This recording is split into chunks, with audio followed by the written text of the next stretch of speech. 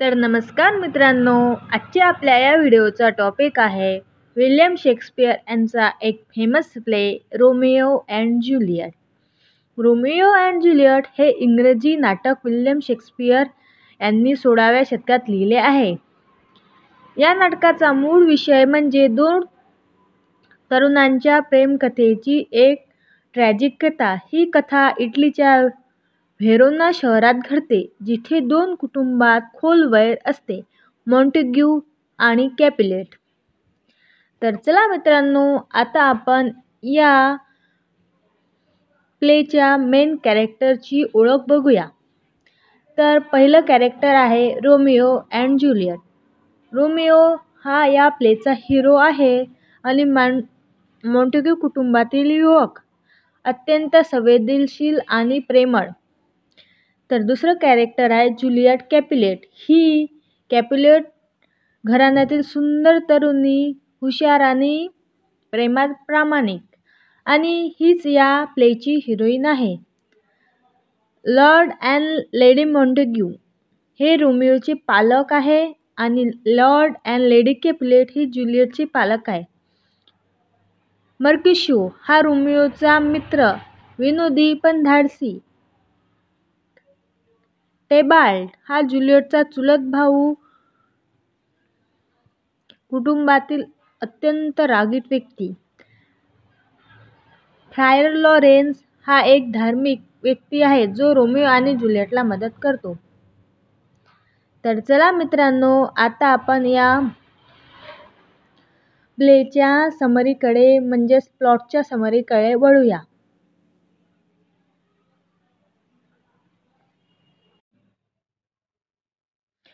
तर कथा सुरू होते व्हेरोना शहरात, जिथे मॉन्टेग्यू आणि कॅपिलेट या दोन घरांच्या नोकरांमध्ये रस्त्यावर भांडण होते. दोन्ही घर एकमेकांचे कट्टर शत्रू असतात. राजकुमार एस्कॅलस येतो आणि शांतता भंग करणाऱ्याला पुढच्या वेळी मृत्यूदंड होईल असे सांगतो. काउंट पॅरिस नावाचा एक श्रीमंत तरुण कॅपिलेट यांच्याकडे येतो आणि त्यांच्या मुलीशी ज्युलियटशी लग्न करण्याची इच्छा व्यक्त करतो. पण कॅपिलेट म्हणतो, ती अजून लहान आहे, 2 वर्षांनी बघू. तरी तो पॅरिसला त्यांच्या बॉल पार्टीला येण्याचे निमंत्रण देतो. ज्युलियटची आई आणि तिची आया तिला पॅरिसशी लग्न करण्यास राजी करण्याचा प्रयत्न करतात. दुसरीकडे रोमिओ, मॉन्टेग्यू घराण्यातील तरुण, खूप दुःखी असतो, कारण तो रोझॅलिन नावाच्या मुलीवर एकतर्फी प्रेम करत असतो. त्याचा चुलत भाऊ बेन्व्होलिओ आणि मित्र मर्क्युशियो त्याचं मन हलकं करायला त्याला कॅपिलेटच्या बॉलमध्ये घेऊन जातात, जिथे रोझॅलिन येणार असते. पण बॉलमध्ये रोमिओची भेट ज्युलियटशी होते आणि त्याच क्षणी ते दोघं एकमेकांवर प्रेम करतात. टायबाल्ड, ज्युलियटचा चुलत भाऊ, रोमिओला बॉलमध्ये पाहून खूप रागावतो, पण कॅपिलेट त्याला गप्प करतो. बॉलनंतर रोमिओ कॅपिलेट बागेत येतो आणि ज्युलियटला तिच्या खिडकीतून पाहतो. दोघेही एकमेकांवर प्रेम व्यक्त करतात आणि लग्न करण्याचा निर्णय घेतात. फ्रायर लॉरेन्स दोघांचं गुप्त लग्न लावून देतो, आशा करतो की या दोघांमुळे या घराण्यातील शत्रुत्व संपेल. पण संकट येतो. टायबाल्ड अजूनही रोमिओवर रागावलेला असतो. तो त्याला युद्धासाठी आवाहन देतो, पण आता रोमिओ त्याचा नातेवाईक झाले असल्यामुळे तो लढायला नकार देतो. हे पाहून मर्क्युशियो चिडतो आणि टायबाल्डशी लढतो. त्यात मर्क्युशियो जखमी होऊन मरतो. दुःखाने संतप्त झालेल्या रोमिओने टायबाल्डला मारून टाकतो. म्हणून राजकुमार रोमिओला शहराबाहेर हद्दपार करतो आणि परत आल्यास मृत्यूदंड होईल अशी घोषणा करतो. रोमिओ रात्री गुपचूप ज्युलियटच्या खोलीत येतो आणि ते आपलं लग्न पूर्ण करतात.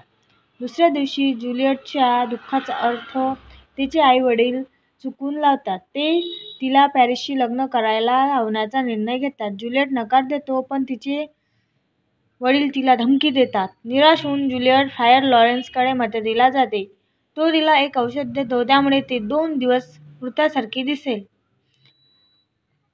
ती योजना अशी असते की ते औषध घेऊन त्यांच्या कुटुंबाला वाटेल की ती मेलेली आहे, पण ती जिवंत असते आणि ते झाल्यावर रोमिओ तिला तिथून घेऊन जाईल.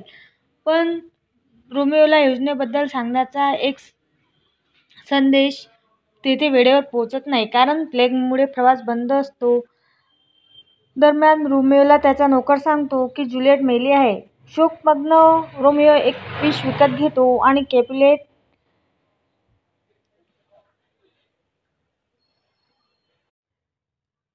आणि ज्युलियटकडे जातो. त्याला वाटते की ज्युलियट मेलेली आहे. तो विष पिऊन घेतो.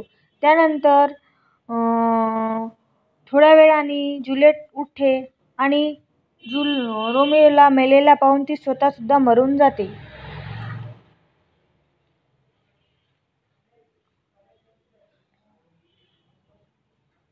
शेवटी दोघांचा मृत्यू पाहून दोन्ही कुटुंबांना आपली चूक लक्षात येते. ते आपापसातील भांडण संपवतात. राजकुमार शेवटच्या ओळीत म्हणतो, ज्युलियट आणि रोमिओच्या प्रेमापेक्षा अधिक दुःखद कहाणी दुसरी नाही. आणि इथे हा प्ले संपतो. धन्यवाद. जर तुम्हाला माझा हा व्हिडिओ आवडला असेल तर माझ्या चॅनलला लाईक, शेअर आणि सबस्क्राईब करा.